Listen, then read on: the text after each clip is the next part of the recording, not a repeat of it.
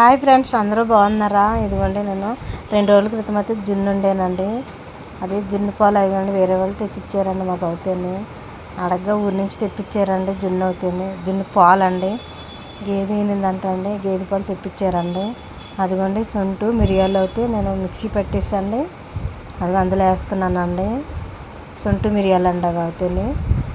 బెల్లం కూడా మిక్సీ పట్టానండి. బెల్లం పంచదార కలిపేసి మిక్సీ పట్టి కలిపానండి. ఎందుకంటే గడ్డగడ్డల కింద ఉంటుంది, ముక్కల కింద తగులుతుంది అనేసి మిక్సీ అయితే పెట్టేశానండి. మెత్తగా అయిపోయింది.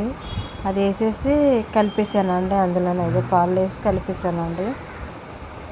కలిపేసిన తర్వాత ఒక గిన్నెలో అయితే వేసుకున్నానండి. అయ్యండి పాలు వేసి అందులో పెట్టి గిన్నెలో వాటర్ వేసి వాటర్లో మళ్ళీ గిన్నె పెట్టానండి.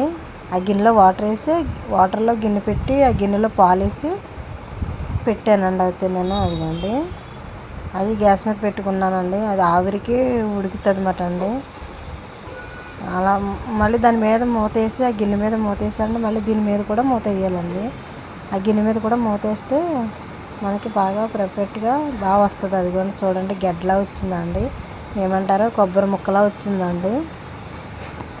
అదిగోండి, వాటర్ అసలు వేయలేదండి. వాటర్ అవుతాయి, అది చాలా గట్టిగా వచ్చిందండి. జున్ను అవుతాయి చాలా బాగుందండి. మీకు ఎంతమందికి ఇష్టమో కామెంట్ చేయండి. Okay friend, bye.